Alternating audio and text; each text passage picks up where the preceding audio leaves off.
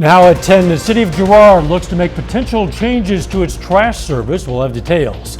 Plus, Area Highway Patrol promotes numbers you can call for non-emergency services. And the Carl Junction. The 4 states' most watched news starts now. The city of Girard, Kansas wants to reduce complaints of trash not being picked up routinely and collected on residential premises. This is KOAM News at 10. I'm Dow Quick. KOAM's Carrie Worthen has more on the story. And they go in and they speak their P's and Q's and gets things rolling. The city of Girard wishes to include sanitation services on residents' utility bills and adopt a small subcharge which can be used for community services. John Hartman with H&H Sanitation is just one of the companies that pick up trash for the town. They have ordinance set up in Girard as if you've got trash and you've got outbuildings or stuff that needs tore down, that they'll come and take care of it. I think they have some mowing services. So if they're having issues like that, they should be over there finding the people instead of worrying about who everybody else is doing, and let them continue the way they want. The only way not to sign up for service would be to opt out of city utilities altogether. I spoke with Short's Trash Service, another company that helps pick up trash for Girard. They said they are locally owned and will work with any city entities. Short said, "We are happy to service any community member in our service area." Shop local, choose the right thing, do the right thing for your community. Otherwise, you're going to have all these big corporations coming in and you ain't going to have no locals left. In Girard, Carrie Worthen, KOAM News. The city recommends implementing citywide sanitation services with a single provider to be chosen through a competitive bidding process. Public hearing for the adoption of the resolution of intent is going to be on January 2nd. Missouri State Highway Patrol reminds Missouri and Arkansas residents about Star 55. It's an emergency line for the Highway Patrol in case of a wreck, breakdown, or crime. Kansans can dial Star 47, while in Oklahoma, motorists are asked to simply call 911. Missouri Highway Patrol also recommends dialing Star 55 if you're stranded, as a non-emergency situation can quickly turn into an emergency. Icy conditions during the winter months often cause problems.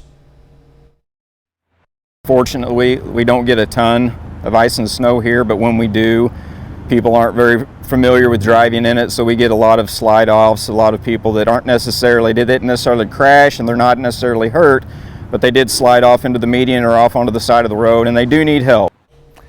Carpenter says they don't want to confuse people with 911 and Star 55 numbers, but to know whichever number people do decide to call, they will always receive help. Let's check in with Sam Lane for a first look at the weather. Thank you very much, Dow. We've had showers and thunderstorms developing this evening across Oklahoma and Kansas. They're now starting to spread up from the south and west across our area, and that's going to continue through the overnight hours. A little bit closer in view shows some showers just west of Pittsburgh now, also south of Columbus, down in towards Miami, Ottawa County, down into northern Delaware County. But let's take a trip out towards the north and west. And there's actually some tornado warnings in effect right now for parts of southwestern Kansas and also the panhandle of Oklahoma. That just kind of goes to show you how powerful the storm system is. Temperatures are only in the 50s out here, but yet there are tornado warnings in effect. So we're going to have to watch the situation closely tonight. Don't expect any tornadoes in our area, but we'll keep an eye on for you. We're going to see those overnight storms tonight, and then rainy Tuesday, and then a colder Wednesday, and a really big cold wave is going to be impacting our area. I'll have all the details in just a little bit. Catch you then. KOAM's annual Toy Box event is in full swing, and one of our partners this year, Christmas for Kids, is looking to make Christmas better. Christmas for Kids helps less fortunate families in Newton and McDonald County have a great Christmas. All year long, the Santa helpers keep an eye out for sales and discounts for toys to give to children during the holiday season. Come up and get it by themselves. The kids have no idea that the parents didn't get them anything, okay? And that is one of our main goals, is never to, we don't want to make the parents feel, really bad, that they couldn't afford the gifts for their kids. And you should know our final Toy Box Tuesday telethon will be tomorrow. Join us on our sister station, KOAM, for KOAM News at noon, 5 and 6 p.m. newscast to hear stories about how the Toy Box program helps local families in need. Also, be ready with a credit or debit card to call in and make a donation. All of your donations can stay in the county where you live.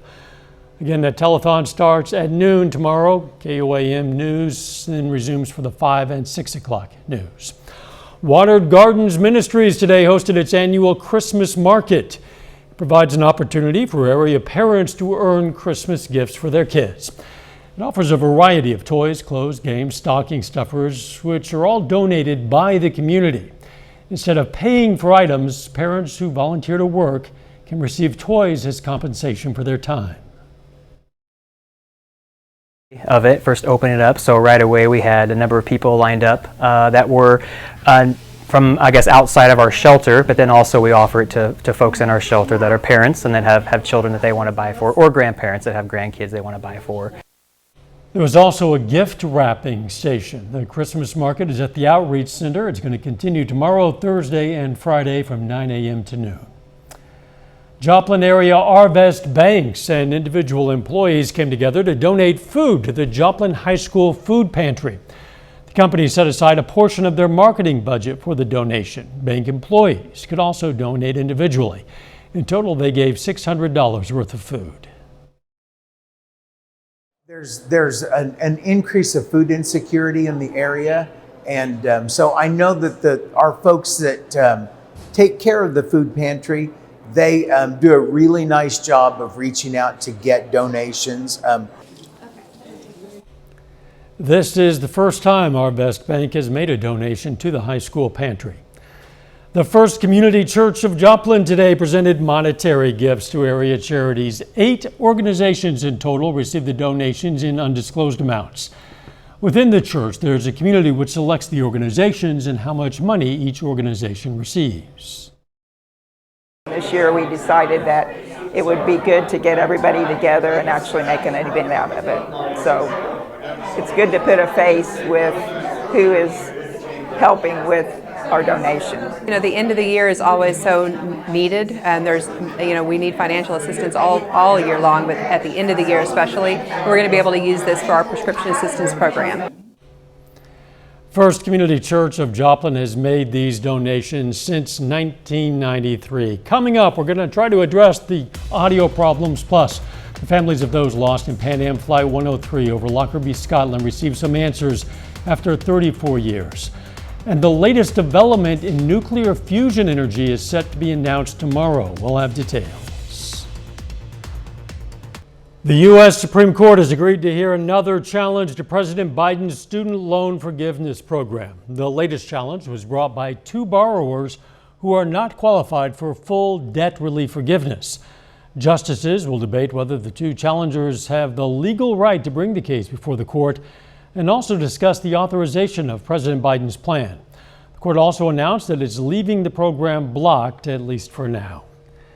Nearly 34 years after Pan Am Flight 103 blew up over Lockerbie, Scotland, the man accused of building the bomb that took down the jetliner is in the U.S. to stand trial. Deborah Alfarone has the latest from Washington, D.C.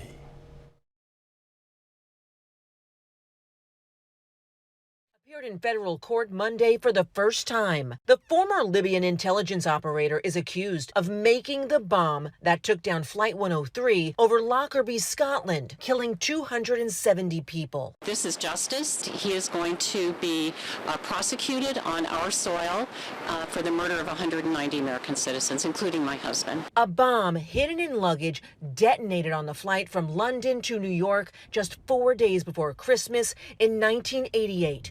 259 people on board the plane were killed. 11 more on the ground died from falling debris.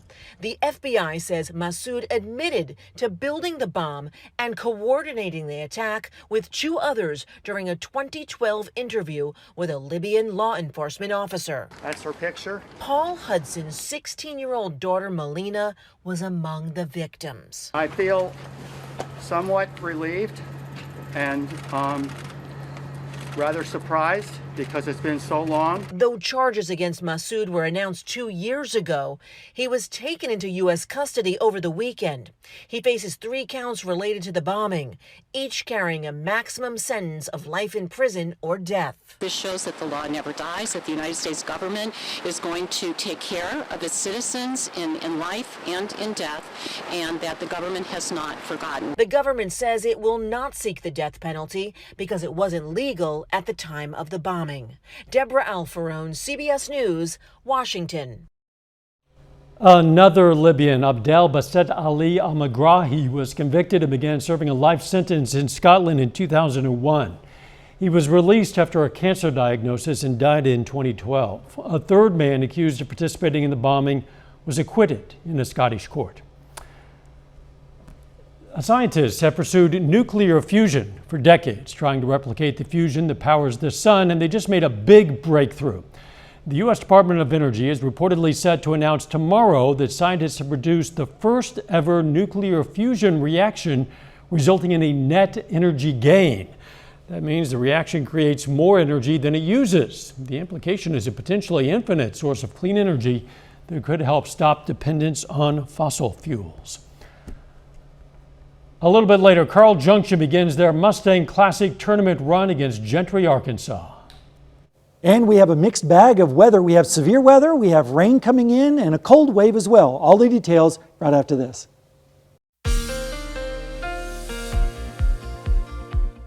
Well, friends, the calendar says it's winter and December, but it's more like spring out there, and we're going to be dealing with that tonight and tomorrow. But don't worry, winter will return, and that's a sure thing. All right, let's take a look outside right now in Seneca, Missouri with the Indigo Sky Casino and Resort. Pretty nice evening down there. Rain starting to move in from the west down there as well across our entire area. By tonight, we're going to see the showers and storms rolling through. This afternoon, we made it up to 53 degrees after starting out at 45, which was above the normals of 49 and 29. But take a look at the records. We can be as warm as 72 and 1 back in 1962. No rainfall so far at the airport, but that will probably change before we head into midnight. Here's a look at the radar right now. You can see over the last few hours, scattered showers and storms moving up from the south and west across Oklahoma and Kansas, now starting to spread into western parts of Missouri. A little bit closer in view shows Ottawa County basically socked in with some heavy showers right now. This is going to be advancing across the metro area over the next hour or so. But take a look out what's going on out to the west. Tornado warnings and severe thunderstorm warnings and tornado watches in effect. This tornado watch is in effect until 2 a.m. This tornado watch was just issued and is in effect until 4 a.m. So you can kind of see what's going on. These storms are developing along a boundary that is moving towards us. We could see some strong storms later on tonight and tomorrow morning, but I think the tornado threat will remain west of I-35, but we'll keep an eye on it just in case. All right, let's take a look at the temperatures. This afternoon, we warmed up into the lower 50s across most of the area. Some areas stayed only in the 40s today, and temperatures right now are generally right where they have been most of the evening, generally upper 40s to around 50 degrees. Currently in Joplin, we're sitting at 47 degrees with a southeast wind and a dew point of 44 degrees, so the humidity is quite high at 90%. Could see some area of fog a little bit later on too. Here's the severe risk for tonight, and that's exactly where it has been over the last few hours. Here in our local area, we're going to see some scattered showers and storms, and like I said, I think the severe weather threat, the really nasty stuff, is going to stay out to the west. Then on Tuesday, we're going to see a bigger chance of severe weather across eastern Texas, across Louisiana. Lots of tornadoes expected down there. Severe weather may make it as far north as I-40, but I think here in our area, the main threat is going to be the heavy rainfall, and that's not a bad thing as we're still dealing with the drought. Here's the rain chances over the next 36 hours. A big increase overnight and into the morning, but then notice a sharp drop. Once that system passes us by, things should start to calm down just a little bit. Rainfall amounts generally are going to be around ½ an inch across the area, maybe a few isolated 1 inch amounts across the region. And then you can see on the forecast as we go through time, scattered showers and storms moving in from west to east across our area tonight, generally 50s in the morning, and then once that moves by, things should clear out pretty quickly with highs generally in the upper 50s to around 60 degrees. And then as we go through time, we're going to see the cold front moving in from the north and west, and that will drop our temperatures down into the 30s by Wednesday morning. And then Wednesday afternoon, we're only going to see temperatures in the mid to low 40s across our area, and then even colder as we go into Thursday with lows generally in the 20s across our area. So it's going to be a pretty cold one. Here's a look at the bigger picture. Big storm system moving out into our area tomorrow. That will move away from us, but then we're going to have these pieces of energy dropping down from the north, and that will keep the cold air coming and entrenched across the central United States. And you can see a big, large chunk of real estate going to be experiencing some cold, cold weather as we head closer towards Christmas. Let's take a look at the 7-day forecast. 61 tomorrow, 47 on Wednesday, 41 on Thursday, and you kind of see the trend downward with temperatures in the 30s and lows in the 20s, Dow. So winter will come back. Yeah, it's going to be feeling a lot more like Christmas, even Absolutely. if it doesn't actually look like it without an accumulation of snow. That's right. from it. Thanks, Sam. You're welcome. Still ahead, a pair of Pitt State football standouts earn All-America honors, and the Galena boys aim for a 2-0 start at home against College Heights. Jacob Leonard has those highlights and more next.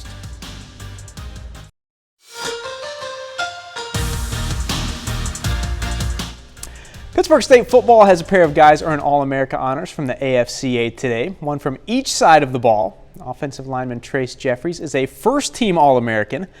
On the defensive side, linebacker and Galena High School product P.J. Sarwinski is a second-team All-American. Sarwinski led the team with 84 tackles. He had 10.5 tackles for loss and 3 sacks to go along with 4 pass breakups. Now, Jeffries and Sarwinski are the first PSU players since John Brown did it in 2013 to earn AFCA All-American honors. The Kansas City Chiefs beat the Denver Broncos 34-28 last night, and with that win, the Chiefs are now 10-3 this season and have beaten the Broncos in 14 straight meetings. Kansas City got some big games out of a pair of running backs on Sunday. Isaiah Pacheco rushed for 70 yards on 13 carries. Jerick McKinnon did most of his work through the air, leading the team with 112 receiving yards and collecting 2 receiving touchdowns. I think they do complement each other, completely two different types of game. And, we'll just keep bringing them, Pacheco along as we go. I also feel Jones, who we have sitting on the bench, is a good player. So, it's a pretty good situation right there at that position. The Carl Junction girls basketball team has seen plenty of tournament action early this season. Now, they won the CJ Classic to start the year, then over the weekend finished second at the Tournament of Champions in Fort Smith, Arkansas. And the Bulldogs right back on the court for another tournament today, facing Gentry, Arkansas in the Mustang Classic at McDonald County High School. Down 3-0 early, but Destiny Berge fires to Kylie Scott. She turns and finishes. Then Berge gets hot herself, drives here and finishes. More from Berge in just a minute. Moments later, Hallie Shorter steps out, hits the 3 from the left side. Back to Destiny Berge though, check this out. Berge beats the first quarter buzzer off the glass. CJ goes on a 19-1 run to close the first. Berge gets 11 in the quarter. Then in the second, more of the same. Berge knocks down the deep ball. He scores a game-high 33 points tonight for Carl Junction. Shorter back to work, her second 3 of the night from about the same spot. Carl Junction rolls to round 2 at the Mustang Classic, beating Gentry 67-37. In Galena, big one for the boys tonight. They're 1-0, facing the 4-1 College Heights Cougars. Now, Galena definitely got off to a hot start tonight. From the corner, it's Maverick Harmon knocking down the 3 for Galena. Then, big man Tyler Little stepping out top of the key. He knocks down the 3. Galena up 14-6 after the first quarter. Second quarter, that's Jack Perry from the corner for Galena. Bulldogs starting to pull away with it. Then Little on the break, the big guy getting up and putting it down. It was all Galena tonight. The Bulldogs rolled to 2-0 this season, winning this one 58-21. In the girls game, Galena tries to knock off College Heights and get their first win of the season. That was a good one, but the Bulldogs get that one done too, 47-43. Mia Sarwinski leads the way for Galena with 23 points. Finally, Missouri Southern's Lacey Stokes is the MIAA Women's Basketball Player of the Week for the second time this season. Last week in 2 wins against UCO and Newman, she averaged 16.5 points, 6.5 rebounds, and 6.5 assists per game. The Lions are now 11-0 this season and will host Central Missouri tomorrow night. So that will be a big one. I've been waiting for them to play another top 25 team. Can't wait to see how that one shakes out tomorrow. Yeah, good challenge for both teams. We'll be right back. Take some time now to honor a local veteran. Joey Clanton served in the U.S. Marine Corps in 2005 and 2006. The Seneca, Missouri native served in the 3rd Battalion, 1st Marine India Company. And we're proud to salute Lance Corporal Joey Clanton, a 4-state hero. You know, we're always looking for more heroes to recognize, and what better time to do it as we're about to enter a new year. You know of a hero. All of us know of some, perhaps someone in your family, a neighbor, anyone who served in a past military service or currently serving right now. Just go to our website. It's KOAMnewsnow.com. Twitter is cleaning out its closet, and metaphorically at least, holding a yard sale. The social media giant is auctioning off dozens of items from its headquarters office in San Francisco. Among the memorabilia up for grabs, a large statue of the Twitter bird and a giant sculpture planter in the shape of an @ symbol. There you go. The auction from Heritage Global Partners kicks off January 17th. And ends the following day. Opening bids are $25 and up, because who doesn't want a giant statue of a Twitter bird or this big planter of an @ sculpture? Yeah. It'll, just kind of round out your collection of Twitterabilia, Exactly. I guess. All right, the weather. We have some new data that just came in, and I think if you're a snow lover, you're going to like this. We have to deal with a strong storm tonight, and then it starts to turn cooler as we head towards next weekend. But take a look at Monday. A pretty good chance of snow around here on Monday into Tuesday, and then maybe another round on Thursday. So winter is going to make a comeback. I guess so. Final sports note. Just glad football season is over and I don't have to be out in that. It's basketball. I could be nice and warm. But Missouri Southern hosts Central Missouri tomorrow. Women at 5:30, men at 7:30. Morning show starts at 5 a.m. Let's make it a great tomorrow.